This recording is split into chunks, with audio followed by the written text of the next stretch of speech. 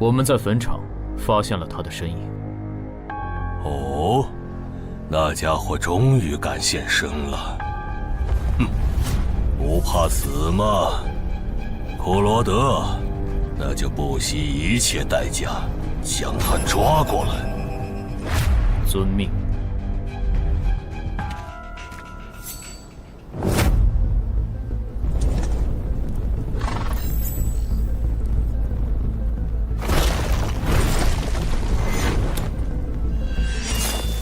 是不是打败你才会放过我？那看来是没谈拢啊！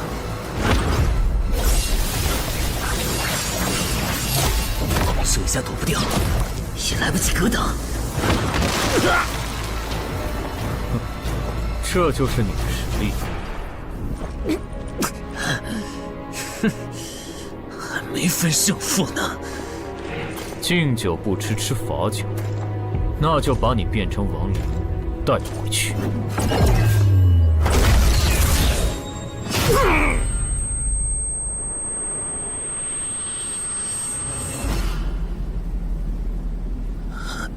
认输吧。做梦。蓝不灵。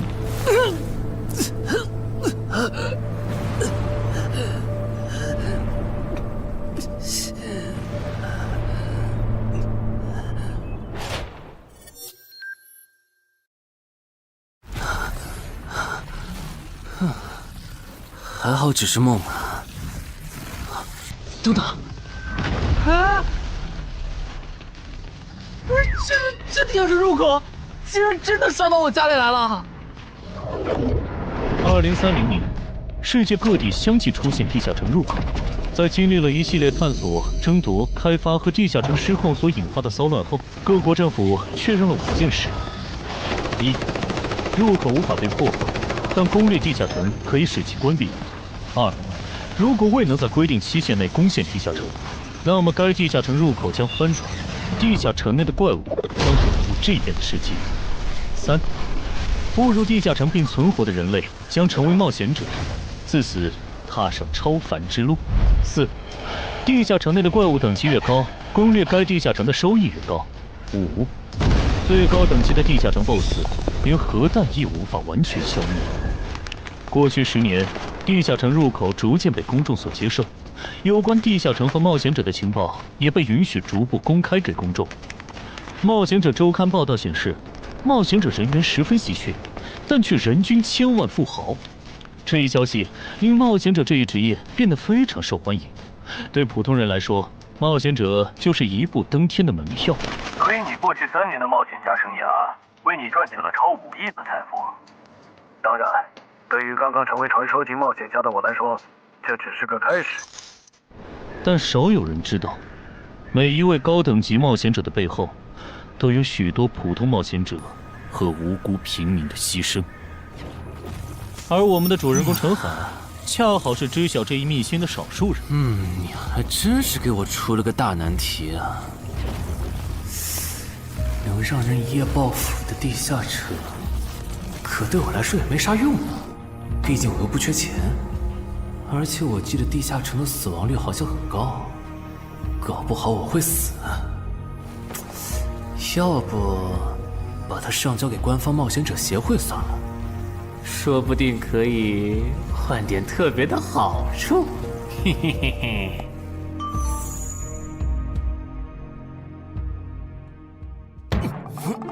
谋杀岛慢，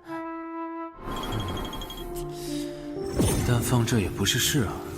时间一到，入口翻转，怪物全跑出来，大家都得遭殃。这样，我先瞅瞅这地下城啥类型，要是死亡率高，我就搬到别的城市，走之前报警让警察来管；要是死亡率低，我就自己搞定。真搞不定的话，再搬家，然后报警。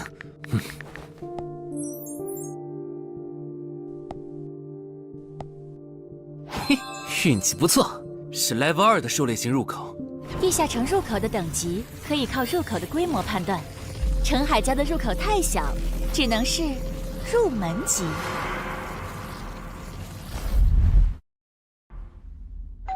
你好，有您的快递。来了来了，来了，是你的快递，在这签字。好的。说起来，小哥你该不会是发现了野生的地下城入口吧？不然为什么要网购锁子甲？完了，不会暴露了吧？我玩全甲格斗的，之前的防具换，打算换新的。怎么了？有问题吗？没问题，我就是随便问问。感觉这人很奇怪啊，难道是我虽然想多了？早就知道一般市民对成为冒险者这件事有多着迷，但是被人这么生硬的试探，还真是有够惊悚的。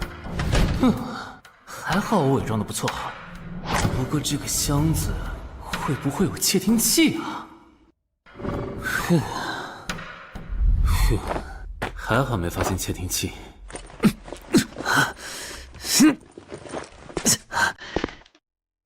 有点重，还有胸口也有一点点闷。怕眼镜在战斗中不方便，从而携带了隐形眼镜。没有防身武器，就在附近消防器材店随便买了把消防斧。啊，锁起来倒是不影响，还行。哼，那么出发吧。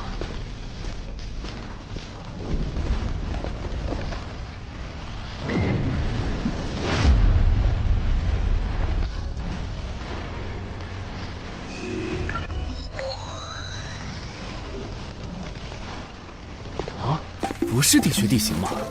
那看来我的首战对手大概率是豺狼人了。讨厌，这套锁子甲没白买。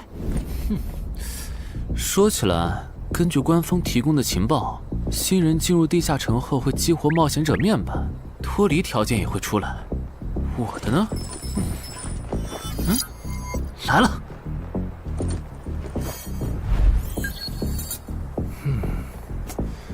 我记得普通人基础属性是10点，8点算弱，14点就很牛了。我不咋锻炼，力量和敏捷才9点，很正常。但智力有16点，真没想到啊！虽然智力和魅力是前期最没用的属性，但16点的智力，就算是协会或者财团内部也不多见吧？膨胀了，膨胀了，冷静冷静，看一下地下城的脱离条件吧。脱离条件：杀死任意一只潮汐鱼人。通关条件是全灭一个潮汐鱼人小队。等一下，为什么是鱼人呢？我血场过敏啊！就不能给我安排点正常的对手吗？啊！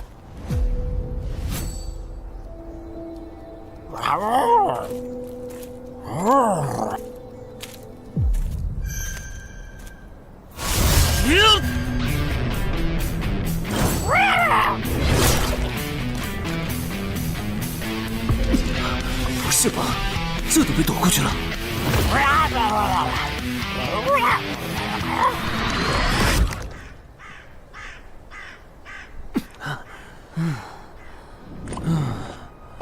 不是，这个地下城的难度标注是不是搞错了？一个落单鱼人就能把我打得差点翻车，如果遇到满编的鱼人小队，我岂不是要就地归西？啊，等级增加了 ，Level 2菜鸟，我的称号我与潮汐鱼人55开，这玩意儿侮辱人是不是？算了，今天就到这里。还是等我请个健身私教，把基础属性练上来了，再来挑战这个地下城吧。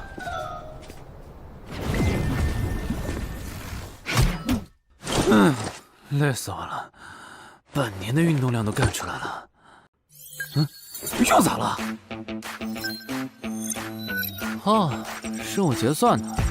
我记得地下城的任务结算好像也能爆出奇物的。嘿嘿嘿，我的要求也不是很高。给我瓶加属性的秘药就行。菜怎么了？谁还不是从菜鸟过来的？气死我了！罢了罢了，有总比没有好。让我看看这个保温杯有啥功能。该物品每天可以凝聚500毫升纯净水，可升级。这垃圾东西谁要啊？气死我了！你好，我预约了安教练。您就是陈海先生吧？安教练已经在 VIP 室等您了，请跟我来。好的。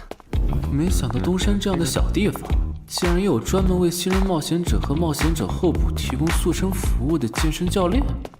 冒险者的6大基础属性中，力量、敏捷和体力是可以通过锻炼得到显著增长的。这一年的健身费也太贵了，都和我一本新书的版税差不多了。不过只要能让我的身体素质在短时间内得到显著提升，陈海先生，这点钱就花得值。陈海先生，您之前有过健身经历吗？没有。那为什么要花这么多钱请安教练？新手打基础的话，请普通一点的教练就够用了。还是说，陈海先生，你已经成为了新人冒险者，比较赶时间？这旁敲侧击的，还真是够直接的。哼，有条件的话，那肯定要请最专业的，以冒险者为目标，普通教练不能算是好的选择。这样啊？我总不能和你说实话吧？那您应该能和安教练聊到一块儿去。东山市最好的健身教练会是啥样的？好紧张。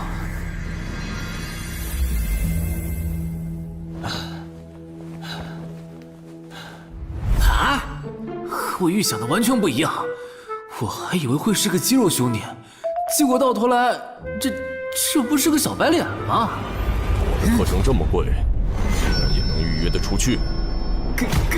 开玩笑的吧？就是你想成为冒险者，跟我来吧。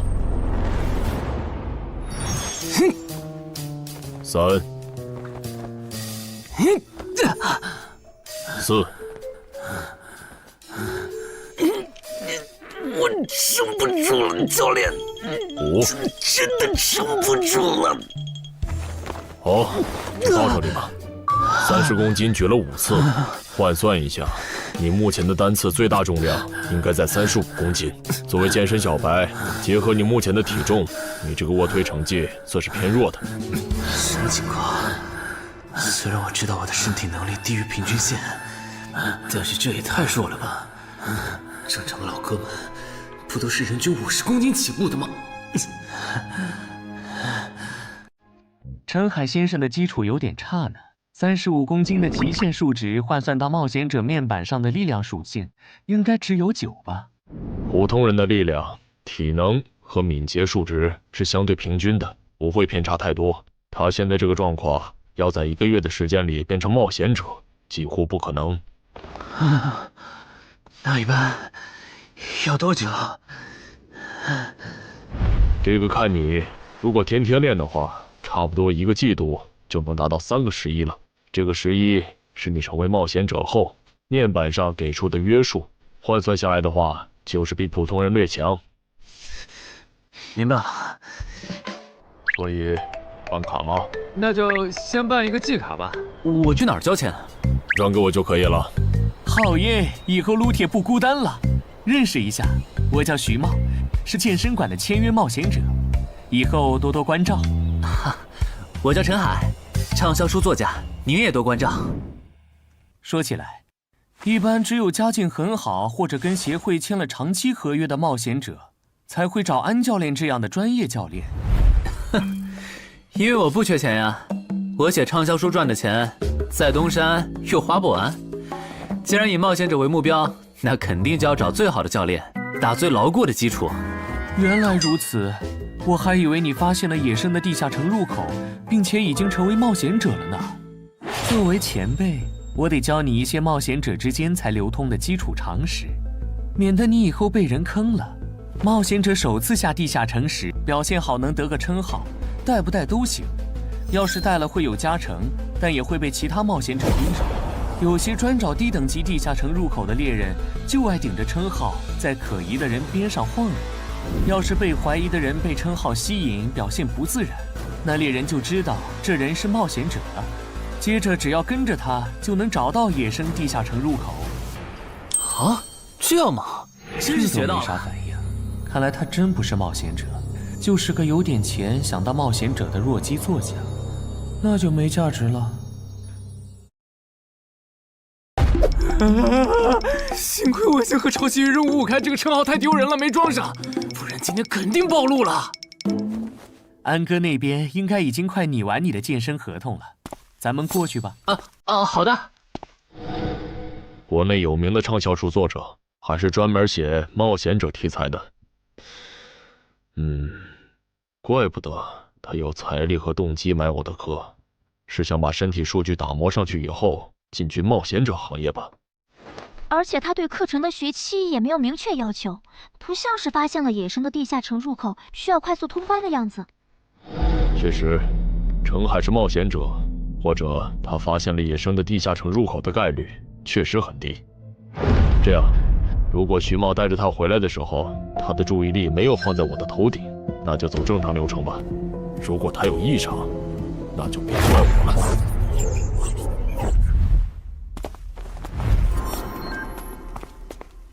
合同拟好了，你看完如果觉得没问题就签吧。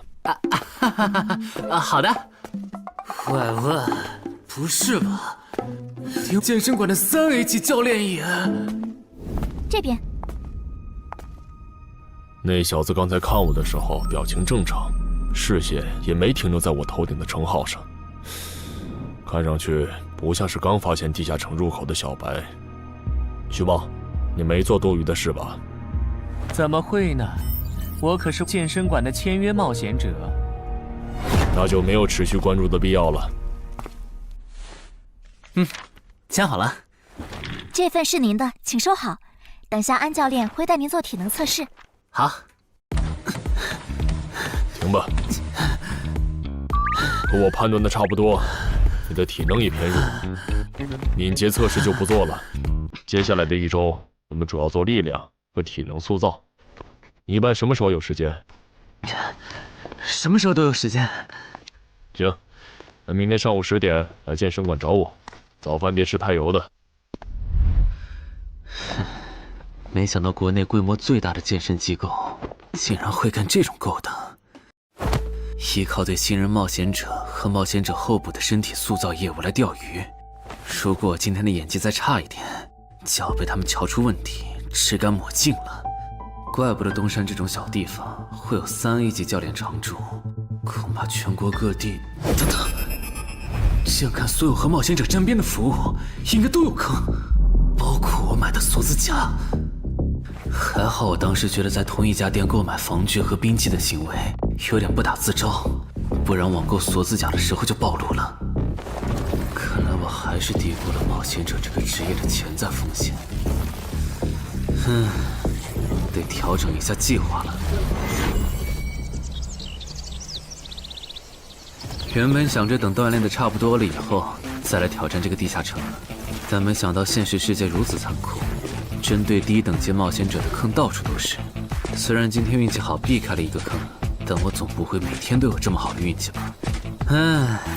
只能冒险来地下城提升冒险者等级了。这次的脱离条件是鱼人眼珠吗？对了，不知道昨天那只的眼珠可不可以？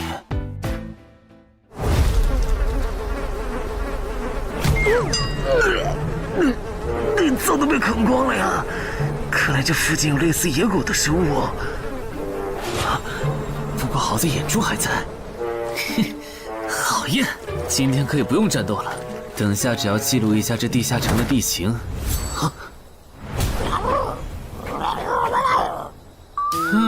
鱼人呢？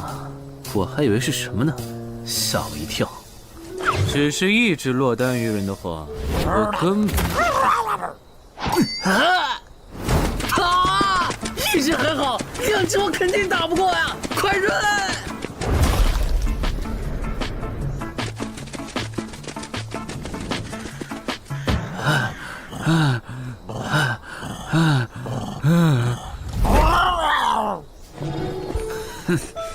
你都死到临头了，还这么嚣张，没发现吗？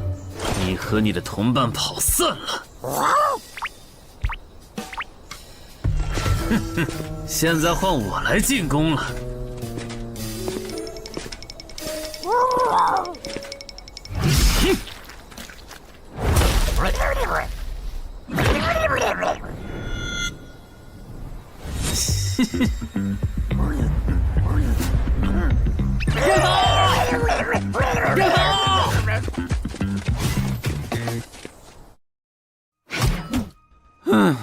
累死我了。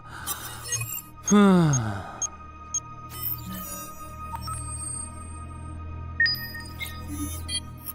是吧？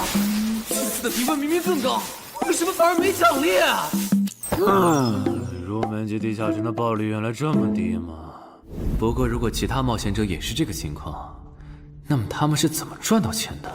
还是说有什么常识是别人知道，但我不知道的？明天找机会去问徐茂和教练。哎，徐茂和安教练还没有来吗？徐茂去隔壁室了，大概要过几天才会回来。安教练今天临时有事，得中午才能来。好吧，那我先去 VIP 室做体能训练。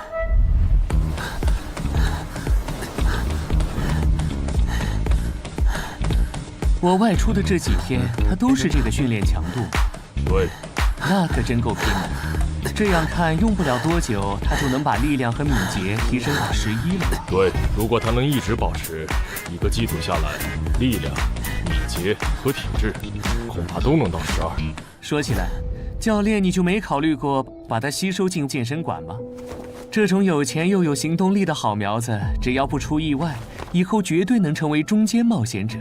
你回来之前我就问过了，但被他拒绝了。他想通过黑市的路子成为冒险者，然后当独狼。陈海，你这也太拼了，练这么猛很容易受伤的。还是说你打算今年就成为冒险者？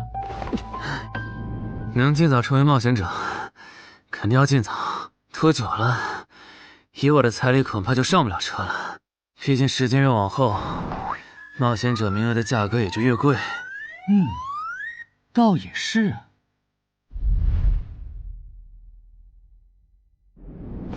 算上前天安教练的招揽，我大概可以肯定，徐茂和安教练已经排除了我拥有入门级地下城入口的可能了。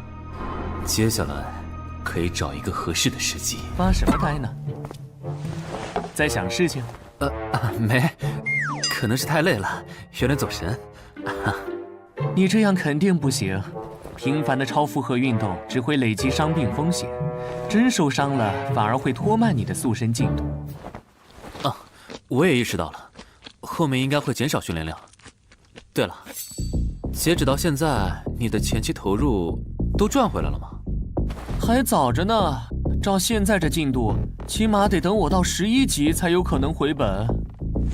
为什么是11级以后？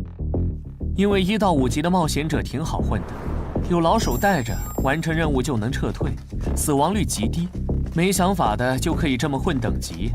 而6到10级后，任务变难了，怪物的情报就值钱了。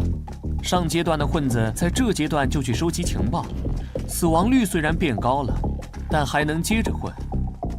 只有到了11级，地下城的难度提升到混都没法混的时候，才是我这种冒险者开始盈利的时候。这个阶段的冒险者对实力的提升最为迫切。装备、奇物、技能书，一切能提高生存率的东西，都能卖出很高的价格。不是，我不明白，11级后的地下城那么危险，为啥6到10级的冒险者不提前准备？不提升有很多原因，一是官方不管民间冒险者攻略地下城的事，好多冒险者到11级就想退回去过正常日子了；二是地下城的东西只能让一小部分冒险者在精英地下城混下去。11到15级赚得多，但风险也大，而6到10级，有人光靠收集情报和做后勤就能回本了，所以他们也就没必要冒着生命风险去11到15级这个阶段打拼了。原来如此，所以冒险者在6级不，在更早前就已经完成分流了。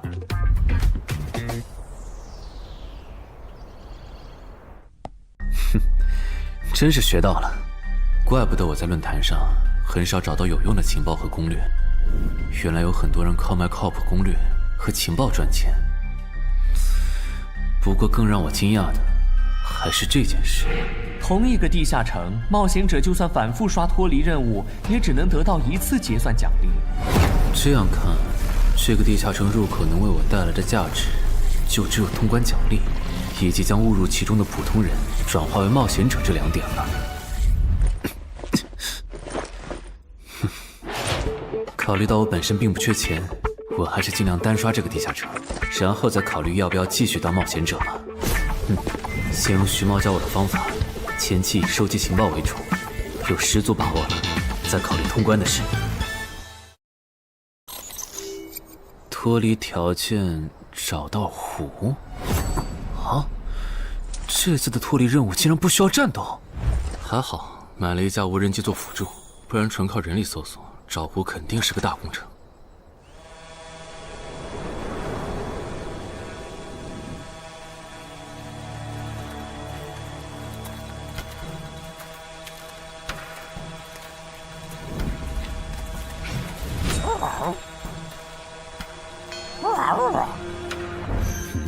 这是什么？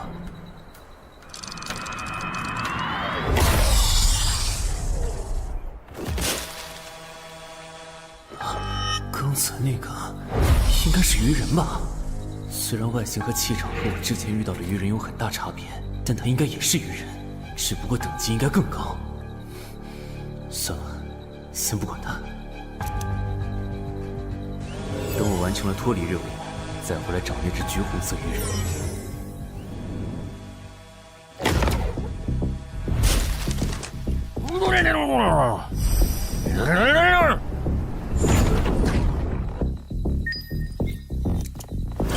找到了！哼，怪不得森林地形的地下城会刷出鱼人这种怪物，原来森林深处藏着一个这么大的湖吗？这样的话，脱离任务就算完成了，不用和鱼人接触可真好啊！接下来，是那只橘红色的特殊鱼人。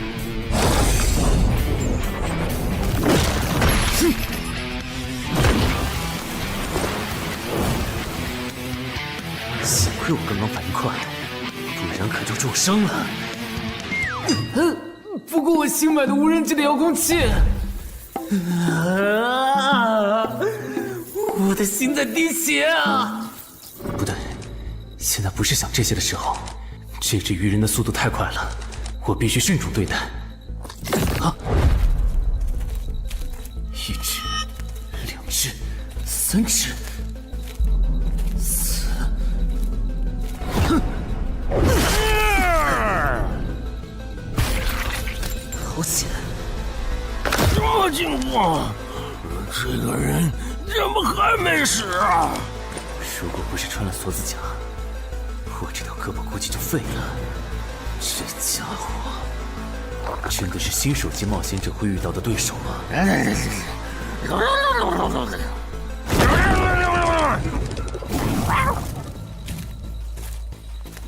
如果只是和这只橘红色鱼人单挑也就算了，关键我还得抽出一部分精力来处理身后这几只杂兵。不管怎么看，这个地下城的难度绝对超纲了呀！要不逃吧？脱离通关任务重置了。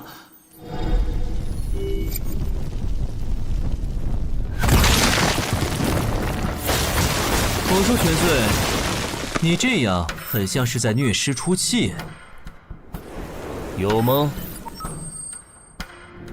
归根结底，还不是这只哥布林太弱了，扛不下我的拳头。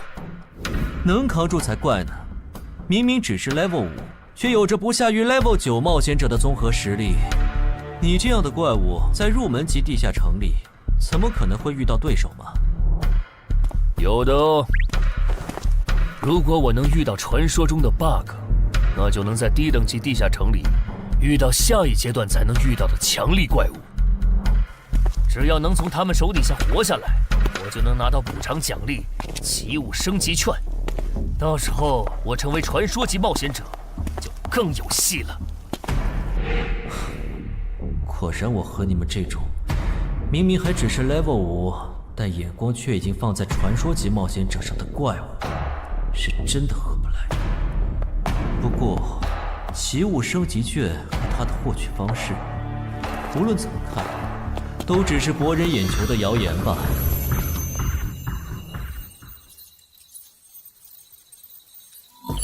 在高战力异常鱼人个体的追杀下活过3分钟，任务完成后将得到额外补偿，奇物升级券。不是吧？我都准备逃命了，你给我整这个，要玩死我吗？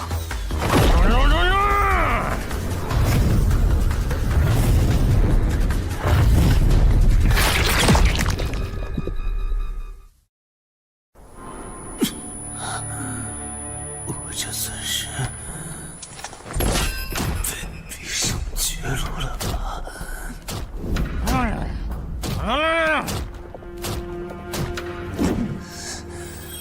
早知道当初就不该成为冒险者，好好当个畅销书作家不好吗？虽然嘴上这么说，但我其实很清楚，这些年因为写冒险小说的缘故，我一直对地下城有向往，向往自己成为冒险者，体验那紧张而刺激的冒险者生涯。是的，虽然我怕死，人怂又不能打，但我的冒险人生绝对止步于此。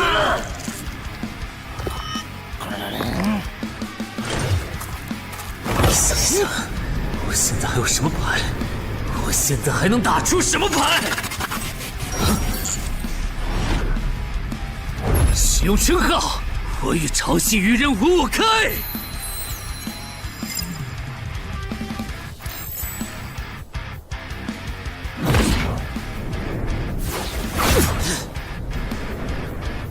身体变轻盈，力量也变强了一点。不止如此，这些鱼人的动作也变得迟缓了许多。我的动态视力也加强了吗？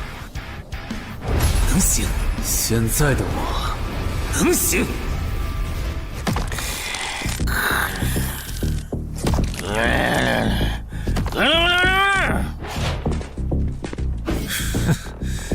没想到高级鱼人说的话，我竟然能听懂。就剩你了，头目。我是干掉了这只下级士兵，别再得意忘形了啦！我知道的，即使身体能力获得了大幅度提升，穿上这层锁子甲的我，依然不具备能和这只橘红色鱼人拼速度的可能。机会只有一次，利用鱼人直线攻击和我头部暴露的弱点，对方的进攻方式、路线和目标都已确定。我要做的就是舍弃头部的防御，用它做诱饵，争取到一次以伤换伤、重创对方的机会。如果这一次机会我没有把握住，那么吃到教训的他，必然不会再给我翻盘的机会了。这种生死皆在一瞬间的体验，真让人血脉喷张，沉醉其中，无法自拔。就是现在！我这不是挺能干的吗？不可能，绝对！开什么玩笑！我居然会被这种弱者可恶！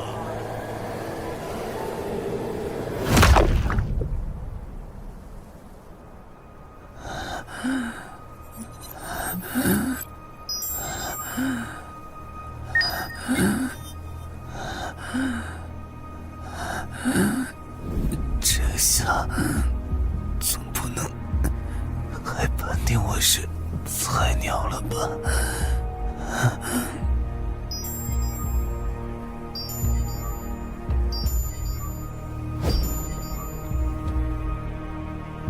平平无奇的保温杯吗？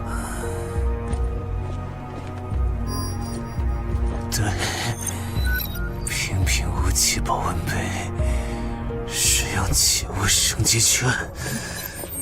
啊！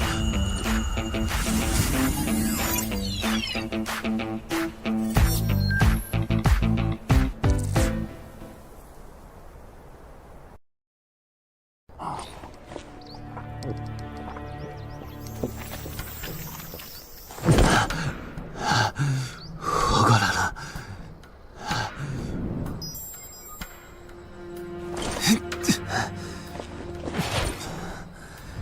已经愈合了。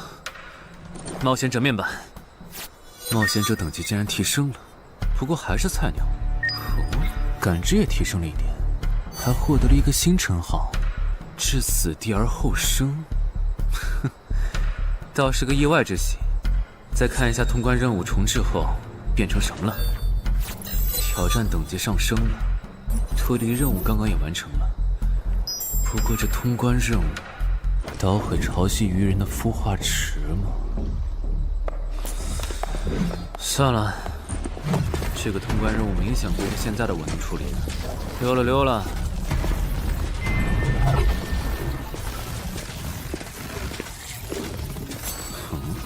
是错觉吗？怎么感觉这个地下城入口变大了？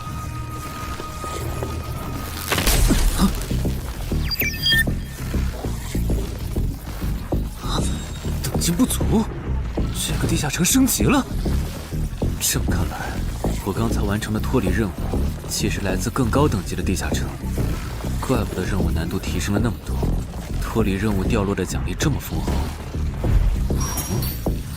隐藏职业，我没记错的话，论坛上有个大佬，好像一直在强调这个东西的稀有性和重要性来着。哼，那必须要转职啊！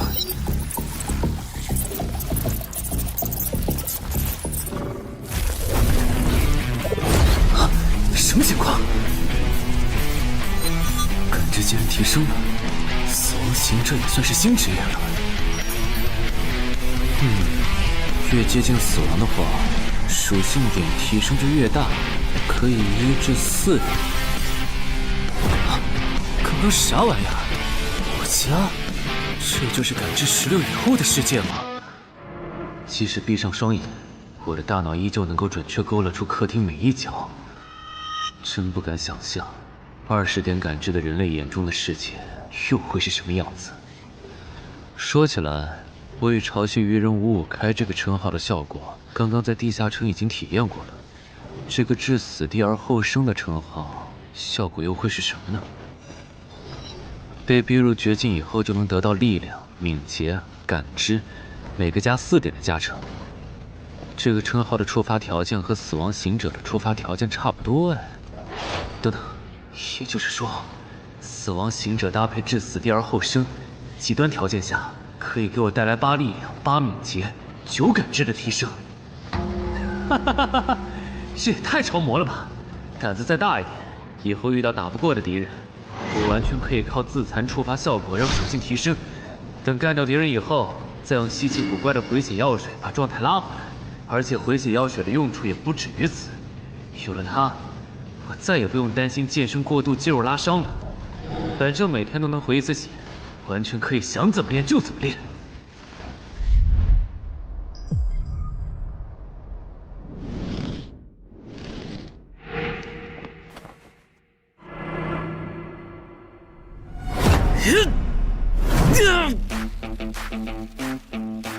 真惊人！谁能想到，不久前还只是个健身小白的他，只用了不到2个月，就达到了正常人要用1年才能取得的成果。就他那训练量，换别人来早就去 ICU 报道了。但他一通瞎练下来，还能活蹦乱跳，这说明他体质很牛啊，至少有16，甚至都有可能17或者18了。安教练，你这次是看走了眼呐。陈海还在练呢。啊，恭喜啊！你现在的力量、敏捷应该已经到达12点了。以你现在的身体素质，准备充分的话，是完全有能力完成新手级地下城的脱离任务的。真的不考虑加入健身馆，成为这边的签约冒险者吗？我可不想当一个会被合约束缚的冒险者。那真是太可惜了，我还以为能和你成为同事，以后一起攻略地下城呢。不是同事，也能一起攻略地下城。对了，我打算从散人手里购买冒险者名额，这方面你有什么忠告吗？忠告嘛。忠告嘛。那我推荐你去找散人联合。散人联合？我没记错的话，他们好像是国内最大的散人集团吧？对，如果你想走黑市的路子，购买冒险者名额，那么我只推荐你选择由散人联合提供担保，或者他们自营的低等级地下城入口。为什么？我感觉找独狼冒险者明显更好啊，省钱又省力。因为涉及到冒险者名额买卖，无论买方还是卖方，其实都存在巨大的交易风险。卖家怕遇到伪装成萌新的入口猎人，买家怕交了钱对方不办事。但有散人联合的介入就不一样了，虽然他们的佣金很高，但是作为冒险者资格、地下城相关产出生意的龙头，他们为买卖双方提供的契约书还是很值得信赖的。原来如此。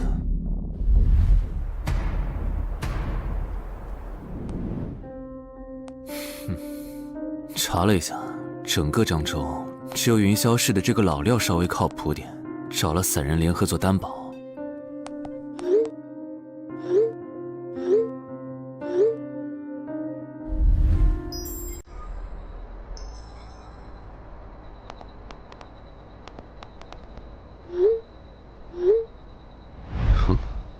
这边，云霄老司机，没错，你就是爱写作的东山市民吧？你好，就差你了，快跟我来。签完契约书以后，我好带你们去地下城。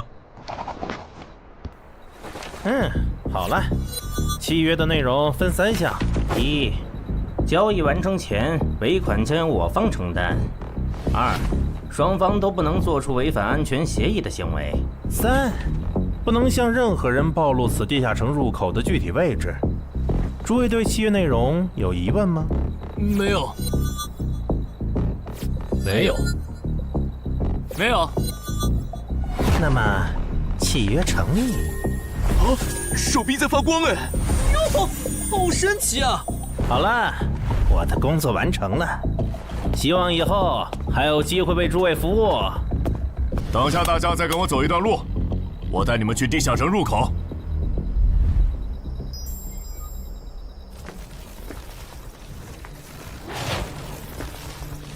这个地下城入口的位置确实隐蔽，难怪没有被官方和云霄市的资本发现。好了，大家排好队，按顺序进入。我先走一步，给大家带路。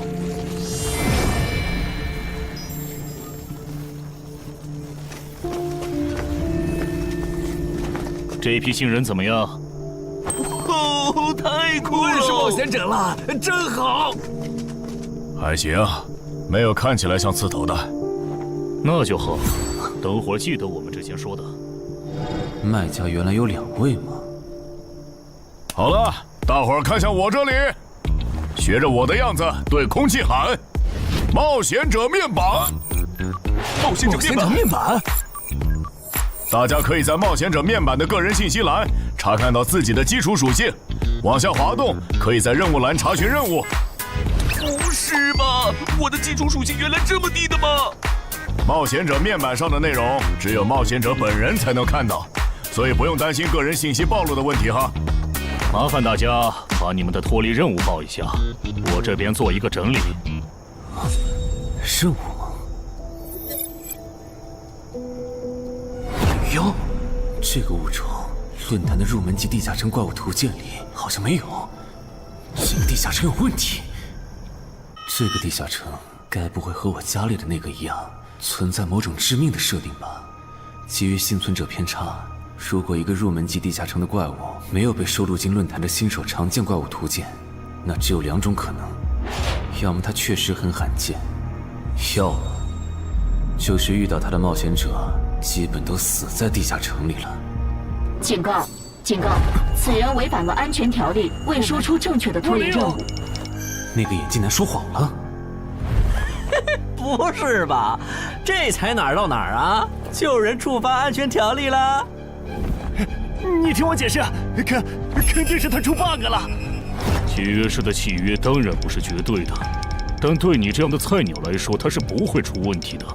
你的脱离任务绝对不是采集高价值草药，你骗了我们。他刚进冒险者圈子，不懂规矩，做错事也情有可原。您大人有大量，再给次机会嘛，是不是啊？对，再给我次机会吧。下不为例。大家再说一遍自己的脱离任务哈，这次别搞错了。我的任务是找到湖中女妖。我是聆听女妖之声。我的是凝视女妖10秒。我的也是找到女妖。接下来我会带大家去女妖出没的林中湖泊，大家跟紧一点，别掉队哈。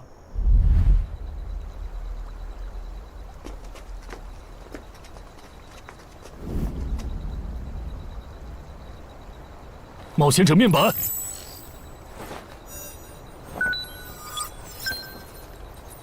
哎，他在干嘛？呼唤湖中女妖。他怎么知道这样做可以召唤湖中女妖的？这就涉及到商业机密了。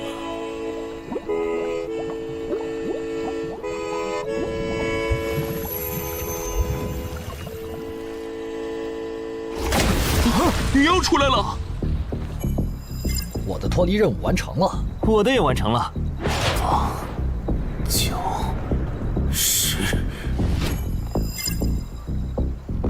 大家把耳塞戴一下，女妖马上就要唱歌了。不戴的话会怎么样？女妖的歌声会破坏你的大脑。刚成为冒险者的 Level 1萌新，一整首听下来，大概会当场暴毙吧。什么？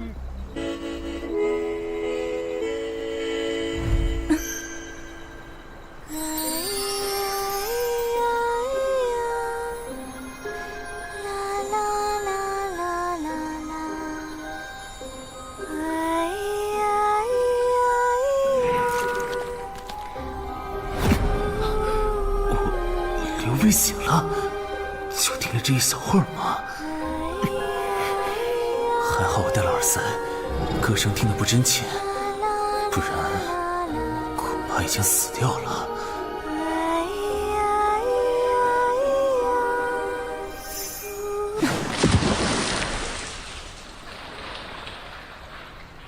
大家的脱离任务都完成了吗？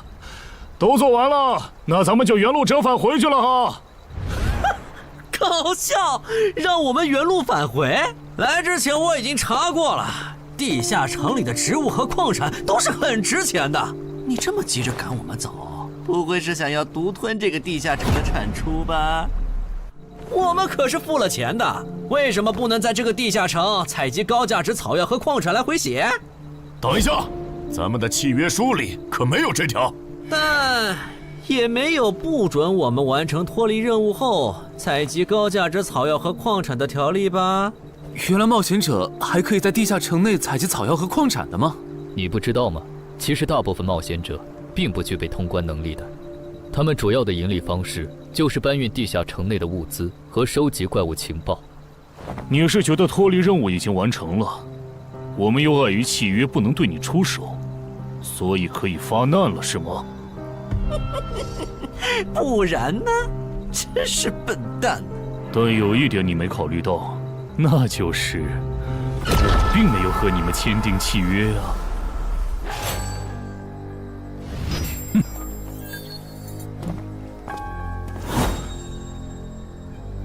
你们两个什么意思？没什么，单纯看不惯而已。我觉得这位朋友的理由其实挺合理的。只是一些药草和矿产，没必要那么计较吧。但是基于契约文书第1条的话，如果有人死亡，我们就拿不到尾款。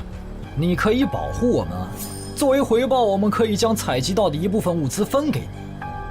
不好意思，我们并不想冒这个风险。真的只是因为不想冒这个风险吗？难道不是因为这个地下城藏着别的秘密，你们怕我们发现它吗？我明白了，你不是新人冒险者，你是奔着通关任务来的。老六，你应该能感受到吧？咱们之间谁更强？可恶！地下城让给他们，我们走。啥？你等等我呀！他们为什么就这样走了？这不很明显吗？这2位帮我们说话的朋友，其实是比那2个人更强的冒险者呀。过奖过奖，其实强的不是我，是我的这位朋友。等等，不太对。3人联合的契约师不会蠢到让假装萌新的冒险者轻松找到契约书漏洞，这不符合逻辑。大家可以自行选择，接下来是单独行动，还是跟我们一起行动？单独行动的话，你们的收益可以独享；如果跟随我们一起行动的话，通关奖励我们要1半。1半？这么多？这叫多？你没仔细听吗？是通关奖励的1半。这2位资深冒险者的目标是通关。新人冒险者的通关率一般只有10%，甚至更少。就算分出去1半，我们也领先了90%的新人冒险者。大叔，你别得了便宜还叫委屈啊！所以这其实是好事。对新人来说，第1次通关时间是重要分水岭。新人冒险者越早拿到通关奖励，未来的冒险者之路就会越顺畅。那就是说，就算我只拿到1半的通关奖励，也会比绝大多数同等级的冒险者要强吗？如果你没有浪费这些开局资源的话，确实是你要强一点儿。请让我也加入你们，也包括我。我也要。那帮没良心的，签契约书前都说好了，只涉及脱离任务，其他不包的。任务一完成，他们就变脸了。差不多得了，都走了这么远，他们不可能再跟着了。你不用演了。哦，不过你这次演技提高了不少嘛。刚才我一度以为你打不过那个顶着战斗专家称号的冒险者来着。我确实打不过他。啊？不过他也很忌惮我就是了，要不然不会用劝退的方式赶我走。原来如此。那你觉得他们能通关吗？可能性太低。个人判断，这批冒险者里，最多只有1到2个幸运儿能活着走出这个地下城。什么嘛，这不就和之前的几次一样了吗？真没意思。哇，酷哎！既然大家已经决定联手通关，那我也不藏着掖着了。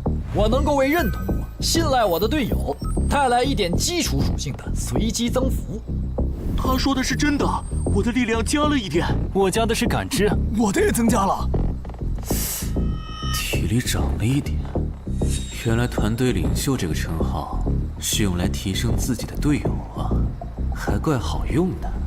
我这边还有一个问题，我们现在只知道口琴声能召唤女妖，并不知道其他的召唤方法。女妖要是一直躲在湖里，大家的通关任务就没法完成。这不是问题，我的称号可以让我强制激怒指定目标，被激怒者将减少2点智力，变得冲动易怒。他也是冒险者吗？至于建立强制对话的方法，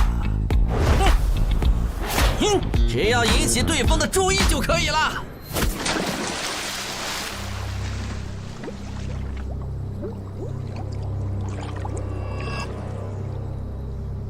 蠢货，你过来呀！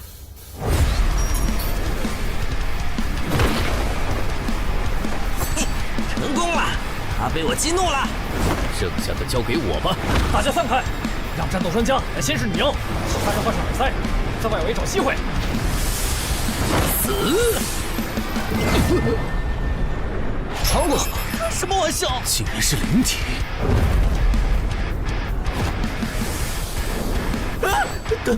等一下！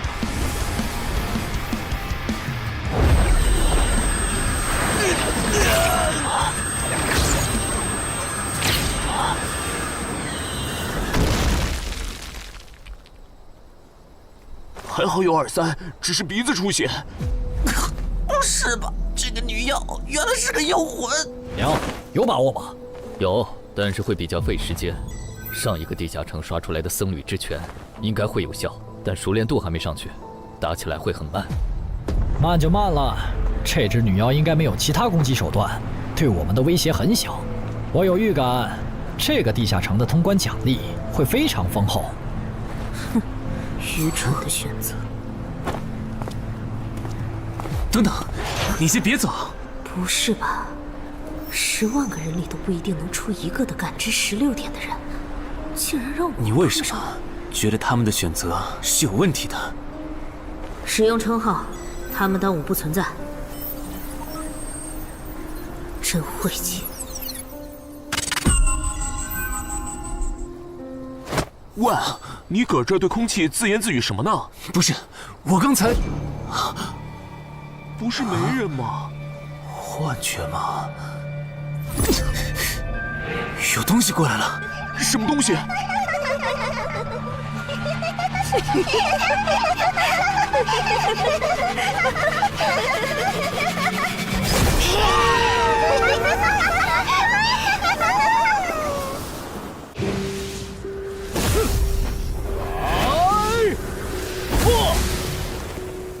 有效果了！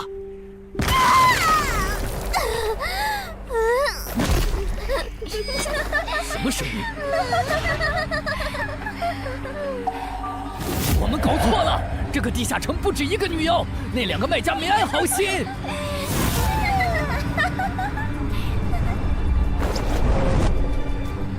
不是吧？这也太多了！不行，这个数量2-3已经没用了。还傻站着干什么？跑啊！为什么总是让我遇到这种事？天河子爷那时候是，现在还是。看在你老婆和女儿的份上，我觉得应该放过你。谁叫我最喜欢看别人抱憾终身，活在憎恨和痛苦中的样子呢？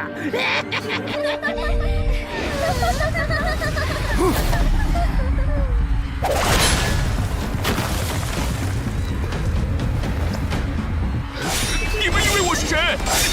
给我滚开！妈妈，我错了。来呀，也不怕你们，来呀！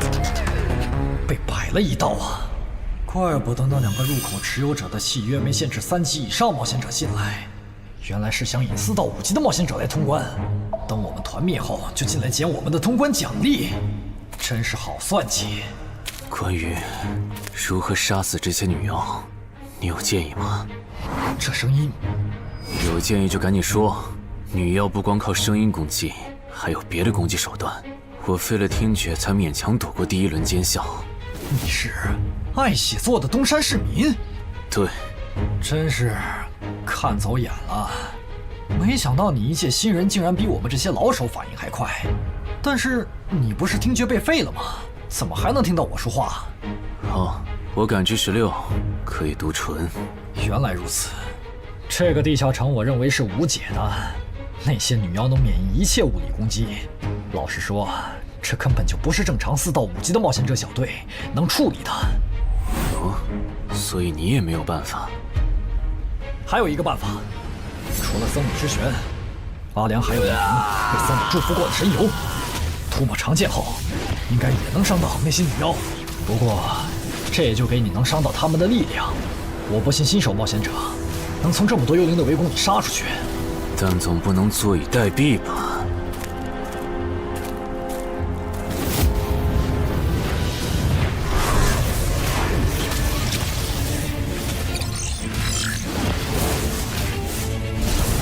至死地而后生。能听到吗？我问过你的同伴了，他跟我说，要通关必须从你那里拿到被僧侣祝福过的神油。通关吗？能帮我拿一下吗？不好意思，我眼睛瞎了，恐怕没办法操纵冒险者面板取出你要的东西。这样吗？不过我还有一个办法可以让你得到它。什么办法？你干什么？就是以死后掉落的形式让你获取。其实我也不是非要那罐油杀人夺宝不可。20点的敏捷足够我甩开女妖逃出地下城了。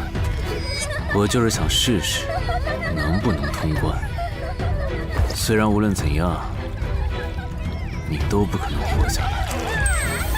哇，真的很吵啊！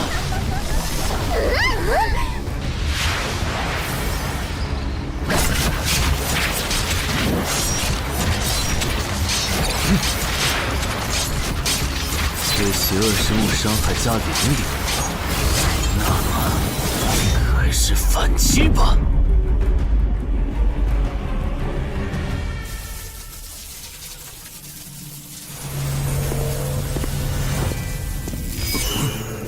好像有人从里面走出来了。哪有人啊？你看错了吧？不是，我真感觉到了。果然，他们那不能攻略的地下城设陷阱，引同等级冒险者来做通关任务，把人坑死在里面，接着捡掉落的东西，或者等冒险者重伤出来就杀人夺宝。雇主的儿子应该就是这么被害死的。石斧秃就是指利用高难度地下城坑杀同等级冒险者，然后拾取对方掉落的堕落冒险者。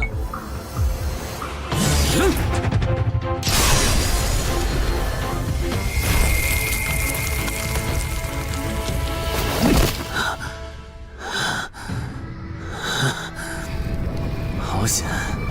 如果再多几只女妖，我恐怕就要被逼出回血药水这个顶牌了。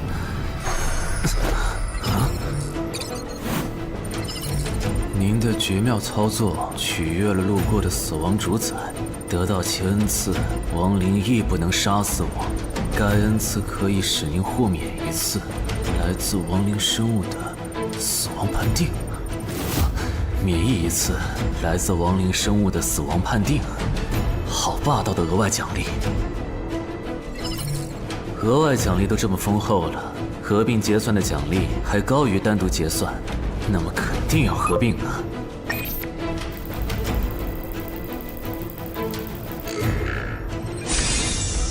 哼，果然，除了稀有级奇物和新称号以外，还给我报了2个专属技能。这个地下城的奖励太丰厚了，难怪它的难度如此超标。爱写作的东山市民，你还活着吗？怎么没声音了？哼，差点把他给忘了。你现在感觉如何？能站起来吗？有点难。那只能扶着你了。其他人是不是都死了？胖子、四眼、大叔，还有你的2位同伴，都死了。你应该不是第一次进入地下城吧？哼，我还以为你不会主动说破呢。如果我说我能保守秘密，并将我得到的奖励作为酬劳全部送给你，你能不能不灭我的口？但你死了，同样可以保守秘密。那你就得不到我的通关结算了。而且，云霄老司机和他的同伴肯定在地下城入口附近蹲幸存者，我可以帮你吸引他们的注意力。相信我，让我活着走出地下城，对你来说是最有利的选择。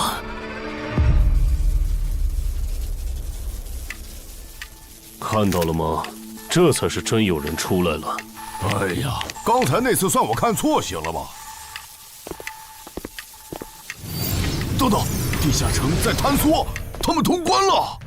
不对，小心右边的冒险者，他绝对不简单，可能是狼。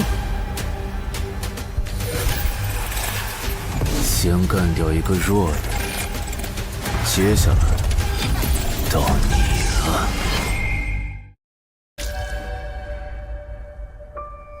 东山市民，你好大的胆子！不是吧，不是吧？不会真有人觉得自己坑完人不会被报复吧？呵呵，这么霸道的吗？闭嘴！哎呀，我好怕呀！你这家伙，找死！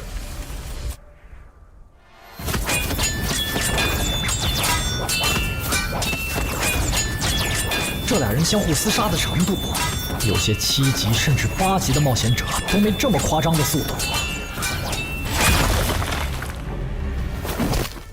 不可能！带上这个称号以后，我的速度竟然还是没你快，真是离谱他妈给离谱开门，离谱到家了！你的敏捷难不成有17，甚至18？可，你猜？冒险者面板，哼，不比速度了。不比了。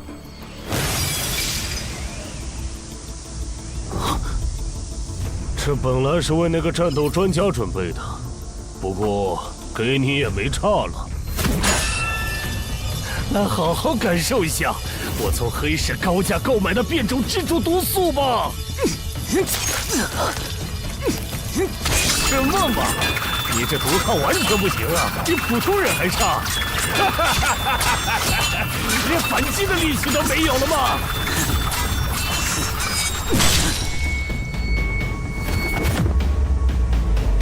太慢了，太慢了！你这样是伤不到我的。哼，蜘蛛毒，这就是你为我们准备的手段？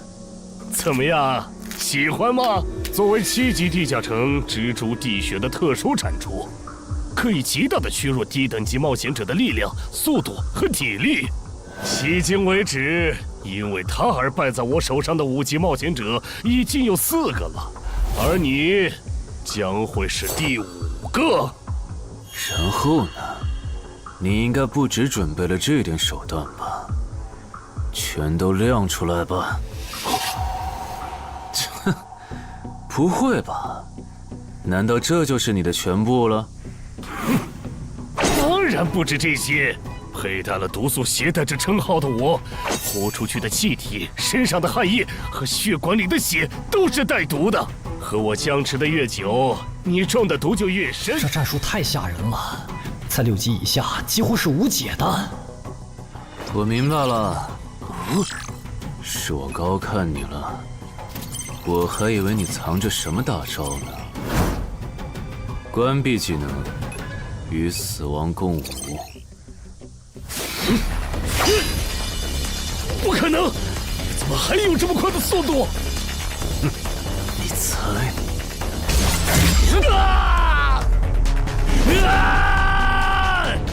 别太得意了！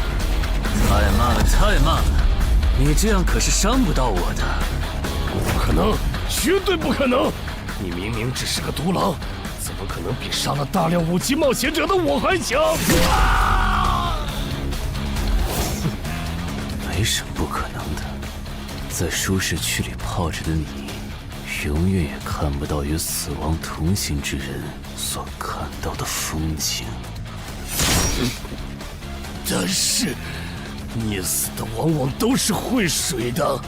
散人只有劣势更弱小的散人，才能积攒出大量的财力和武力。我的路才是正确的。对普通人来说，或许你才是对的。不过，在我看来，与死亡同行之人，如果走到了极致的话，未必不能超越死亡。不是吧？那么强的人，竟然这么轻易的被……啊！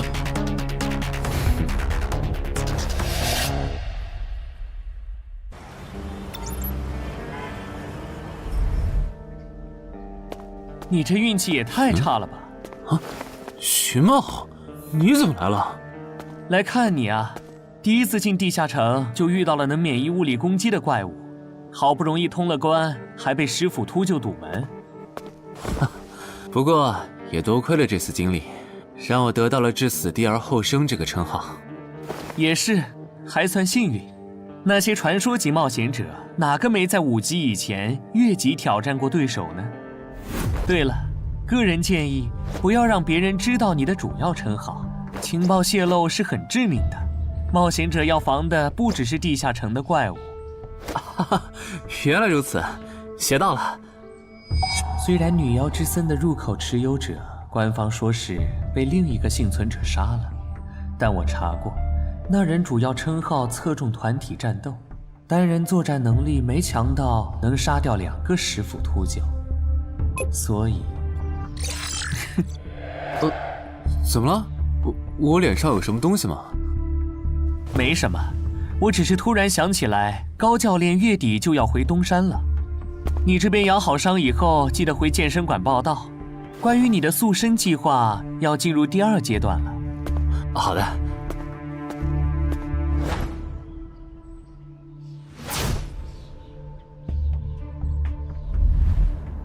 你不打算做攻略型冒险者了？没错，这次地下城经历让我明白，我没当传说级冒险者的本事。与其在这阶段的地下城拼命，还不如到6到10级的地下城多弄点钱，然后就隐退。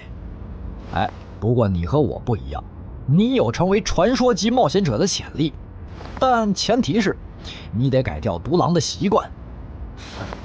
为什么这么说？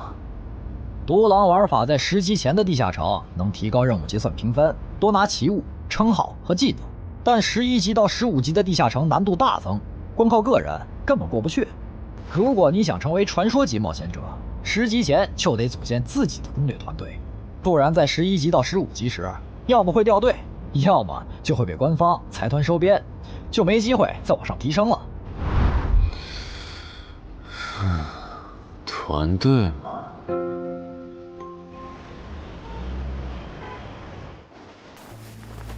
害死我儿子的秃鹫们已经死了，杀死他们的人就在这2名幸存者之间。你认为谁才是帮我儿子报仇的恩人？他。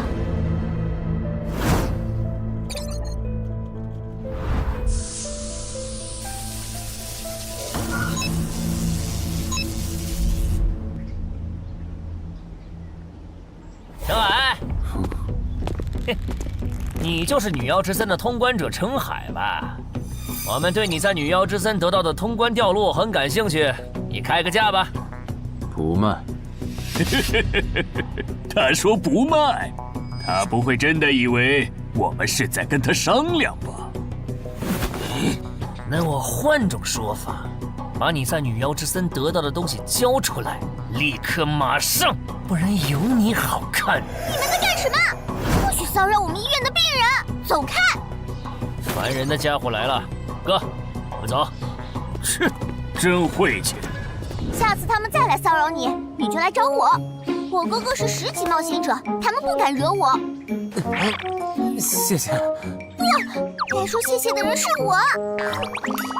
我的好朋友死在了女妖之森，你和王先生攻略了这个地下城，还铲除了用它钓鱼害人的秃鹫。原来还有这么一层关系啊！我和我死去朋友的家人都能感激你。总之，这是地下城暴走后的随机拉人现象。怎么还会拉我呀？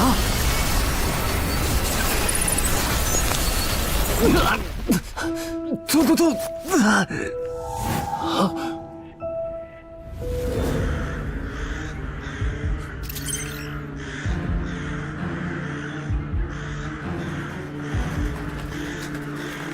大家不要惊慌，我们只是被拉入了翻转后的入门级地下城。不是吧？我就来医院看个牙的功夫，怎么就被拉入地下城了？现在请大家跟我一起打开冒险者面板，确认你们的脱离任务。展开面板。5级的生存类地下城，哇，这次可能要死很多人。什么？云霄市医院发生入门级地下城翻转现象，有20人因此凭空消失，朱德也在这20个人里。情况如何？失踪人员名单已经整理出来了。被卷入地下城的一般民众有17人，冒险者3人。我们还找到了失控的地下城入口。不过什么？你的脱离任务和通关任务是什么？消灭10具骷髅士兵，存活1小时。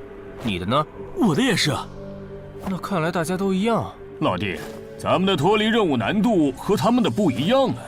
还有那个叫陈海的小子也被拉进了这个地下城。正常，生存类地下城的脱离任务是根据挑战者实力的强弱划分的。至于那个叫陈海的，等咱们做完了脱离任务再去找他。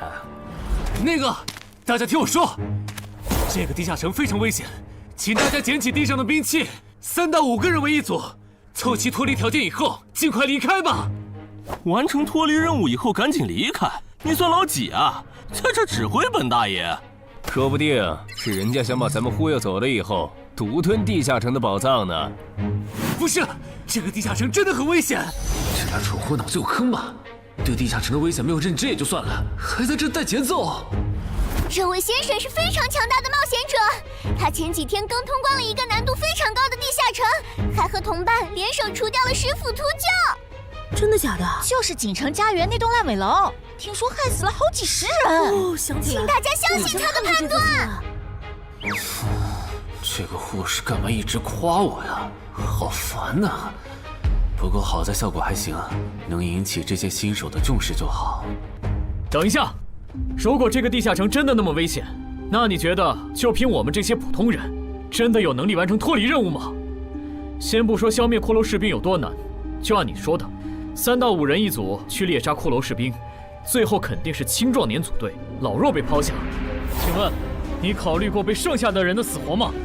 有道理。分开行动的话，骷髅士兵听起来就很难对付。就是，那就死定了。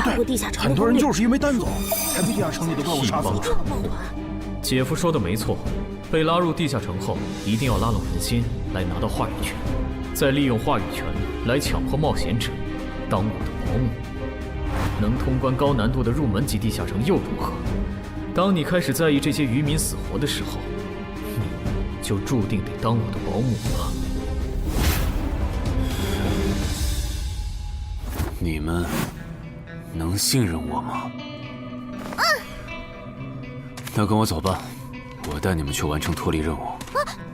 好的。谁允许你们走的？作为在场唯一一个有地下城攻略经验的冒险者，你难道不应该留下来保护我们吗？对呀，能力越大，责任越大。我看他就应该帮我们把脱离任务给做了。对，送佛送到西嘛。第一，我不是官方冒险者，我没有义务来保护你们的安全。第二，不要对我道德绑架，不然我真的不介意走之前打断你的腿，把你留在这里自生自灭。这人怎么这样啊？保护老弱不是最基本的道德吗？活该他不是官方冒险者，看来道德品质不过关。你们干嘛去？我觉得那个人说的很对，既然通关任务是存活1小时，那肯定是越往后越危险。对普通人来说，早点完成脱离任务离开这儿才是最优解。切，不走留着被你们道德绑架，免费当保镖吗？我们又不是傻子。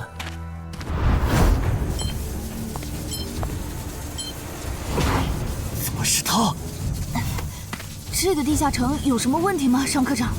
这个地下城最大的问题在于，接下来的1个小时，能有几个人活着走出来？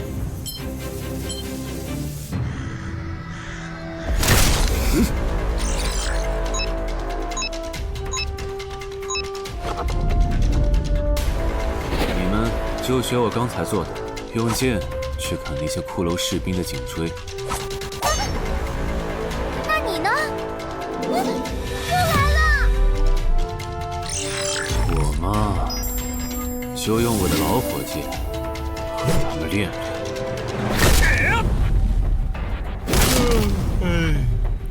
打完这批记得换班啊，老哥。好嘞。骷髅士兵不刷新了，看来并不是无限的。好消息是新人的压力小了，坏消息是我这样的老手完成任务更难了。这周围的骷髅士兵被咱们刷光了，换地方吧。好。受伤的人往后退，剩下的2人一组，交替清理从地里爬出来的骷髅士兵。再战40分钟，大家就可以回家了。好。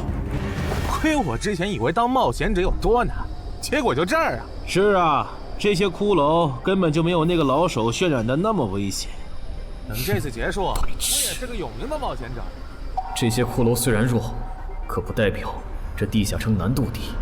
正相反，骷髅越弱，越说明地下城有极厉害的 BOSS。更让我烦的是，这地下城怪物也太少了。虽然我以老弱不宜参战为由，劝退了近半的冒险者，但是分到我这的怪物才4个。最后10分钟，这地下城难度肯定飙升。要是接下来10分钟都没有新的骷髅士兵刷出来，我就得自己想法子凑够剩下的6个骷髅士兵了。脱离任务做完了？嗯。你呢？还差几个？8个。把机会都让给他了吗？那你先回去吧，我们继续刷骷髅。等做完脱离任务以后，咱们3个在外面集合。10年来没有一个人通关。不止如此，这个地下城的幸存者们也非常奇怪，几乎所有的都是新人。怎么会有这么奇怪的地下城？正常不都是冒险者越强大，生存率越高吗？因为这个地下城有一个被称为强者坟墓的机制。同样的脱离任务，新人的难度只有老手的1/10。当新人完成脱离任务离开的时候，实力远超冒险者的地下城 BOSS 会主动追杀冒险者。好多老手都栽在这机制上。周德，快点察觉到，这个地下城的本质是谁最先完成脱离任务，谁才能活下来的竞速比赛。好心的冒险者哥哥，护士姐姐，再见。拜拜。再见。等下遇到的骷髅士兵，我多分给你一点。你先完成脱离任务，和他在外面会合。好的。有人完成脱离任务出来了。